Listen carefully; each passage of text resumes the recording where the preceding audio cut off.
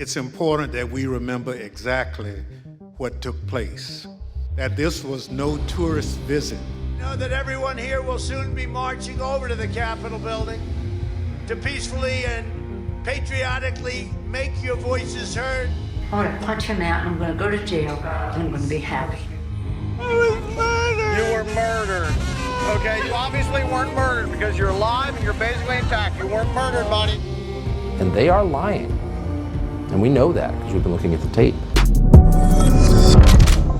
What's up, guys? It's your boy Benny. If you tune into the show with any regularity, you're aware that we're big fans of Tucker Carlson, the most powerful reporting that Tucker Carlson has ever done. And this includes the JFK assassination, covering the CIA, covering the plots against Trump, but the most powerful light-shedding reporting on major events in American history that he ever did was January 6th, without question, right? And Tucker Carlson started his own news network and is continuing that process of shedding light on the truth. The January 6th narrative was utterly decimated, destroyed by Tucker Carlson in his first look access to the behind-the-scenes footage of what actually happened that day. We had Tucker Carlson on an X space and had an interesting back and forth about January 6th and how Tucker Carlson's reporting has been utterly and totally vindicated by the new footage that essentially shows what he classified January 6th as, which are peaceful protesters ambling through the United States Capitol, peacefully walking beside the police officers doing absolutely nothing, taking selfies and photos, whilst the police officers and cops, who are heavily armed and could stop them at any moment, well, led them in. You can literally see it in the footage. In fact, sometimes the cops actually encouraged the violent behavior, like in this clip from an undercover. Drain the swamp! Drain the swamp! Drain the swamp! Go! Go! Let's go! So, go! There you go. Help them up! Help them up! Help them! So just a reminder that what they got a ton of these J6ers on, the cases that they caught were, of course, entering the United States Capitol, trespassing on Capitol grounds. In fact, one of those trespassers was arrested and was then let go by one of the police officers. Here's a man getting let out of handcuffs and then fist bumping the police that day. Strange times indeed, ladies and gentlemen. There's the fist bump. So was Tucker right? And how could you have a violent insurrection when the insurrectionists are leaving peacefully from the United States Capitol? I mean, it really does decimate your entire argument that this is Pearl Harbor, right? Yeah. Tucker Carlson, in explaining that, well, he's been right all along. And ladies and gentlemen, this is what made the people at Fox News the very most hysterical. Watch. Tucker, you were the first one out through the wall with tapes that had not been seen of January 6th. If you're speaking about government lies and you're speaking about half-truths or total fabrications told by the government, it seems like you are utterly vindicated now in your reporting based on the preponderance of evidence. I mean, I see that Jacob Chansley is listening in to this live. A good example of that is you completely retold the story of Jacob Chansley, right? Known as the MAGA shaman, buffalo horn guy, right? You completely flipped the script, broke the narrative on that. Your thoughts on, as the man with the first access, the first reporter to see the January 6th tapes, what are your thoughts on the leaks that have been coming out now? Well, first, I loved your interview with Chansley, who is just, the people they tell us are the worst are often some of the sweetest and the best. And he's definitely in that category based on your interview with him, I thought. So thank you for that. But because everything is a total inversion, our heroes are actually like the worst people and the most reviled are actually the kindest, of course. But yeah, I mean, I guess I feel vindicated. I've taken no pleasure in that. It's interesting, though. It wasn't reporting that got me to that. It was instinct. I mean, and I will say my instincts, and I think all of our instincts are undefeated. Your instincts don't lie to you. Your instincts are not trying to sell you a product or spin you. Your instincts are only there to tell you the truth. So if you pay close attention to them and if you figure out a system for pointing you in the right direction. And my system is really simple. Whatever they're hysterical about is something they're lying about. Because why are they hysterical? If I'm not lying, I'm not hysterical. Why would I be hysterical? I've got nothing to hide. Like, you don't believe me? Okay, fine. I'm telling the truth. But if I start screaming at you and calling you a Nazi when you ask me a question, I'm probably hiding something. And that was the guide I used on the COVID vaccine and on January 6th. I had no reason to believe there was anything weird about January 6th. I wasn't paying very close attention, to be honest with you. And then within hours, they were telling me it was a white supremacist insurrection. And like, that's the one thing I knew that it wasn't. And so I was like, well, why are they telling me that?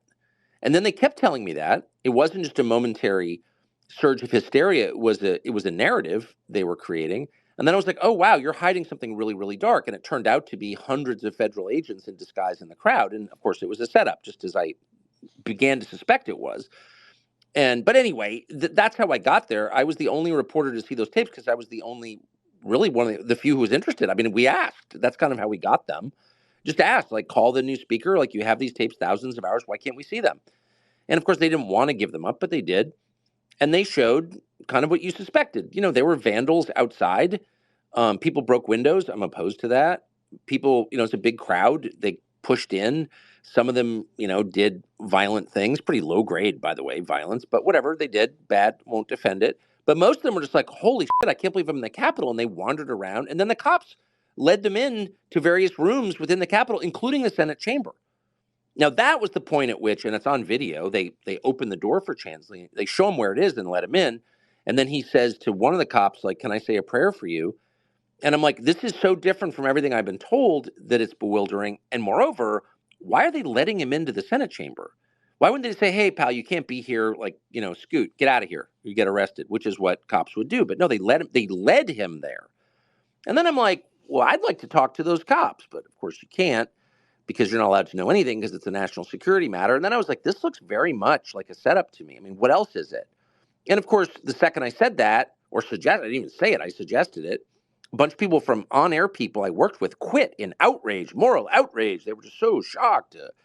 That Jonah kid and that dumb guy who was his partner or whatever, Hayes. And they're like, oh, we just can't, this is so unbearable, And it was like, why are you so mad that I suggested that? Like, if you disagree, tell me why. We can have a reasonable, no, we're quitting because it's a moral crime that you asked the question. As soon as people say it's a moral crime for you to ask a question, any question about anything, then they're the ones committing the moral crime, 100% of the time. So, yeah, that was my guide. And, yeah, of course, it turned out to be true. For good measure, we did go out to Arizona and visited with Jacob Chansley. It's worth noting that Jacob Chansley is a sweet man and that Tucker Carlson is somebody who exonerated Jacob Chansley in his reporting. It's worth revisiting because it really does lock into the rest of the narrative about January 6th, that the vast majority of these people were not hooligans or insurrectionists.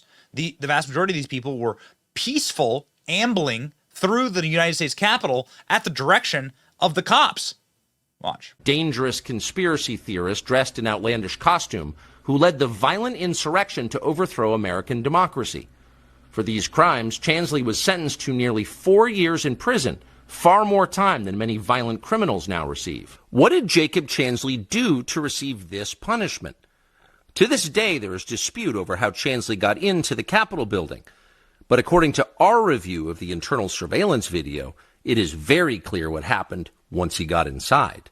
Virtually every moment of his time inside the Capitol was caught on tape. The tapes show that Capitol Police never stopped Jacob Chansley. They helped him. They acted as his tour guides. Here's video of Chansley in the Senate chamber. Capitol Police officers take him to multiple entrances and even try to open locked doors for him. We counted at least 9 officers who were within touching distance of unarmed Jacob Chansley. Not one of them even tried to slow him down. Chansley understood that Capitol Police were his allies. Video shows him giving thanks for them in a prayer on the floor of the Senate. Watch. Thank you, Heavenly Father, for giving the inspiration needed to these police officers to allow us in this building. Contrast the reality of what Jacob Chansley did in the Capitol building on January 6th. So don't believe everything you read or hear, especially if it's from the corporate media, who are absolutely requiring of some reason to stop Donald Trump from becoming president again. They have to stop Donald Trump. And January 6th was part of that entire massive attempt. The structure itself of the United States government in an antibody reaction to try and create a hoax and to market to the American people a lie about Donald Trump, his supporters, and America first in order to try and seize power forever. Ladies and gentlemen, don't let them win. And don't let the lies dictate your life. The truth shall set you free. Thank you, Tucker Carlson, for speaking truth. Stay base. It's your boy Benny. Like, share, and subscribe. See ya.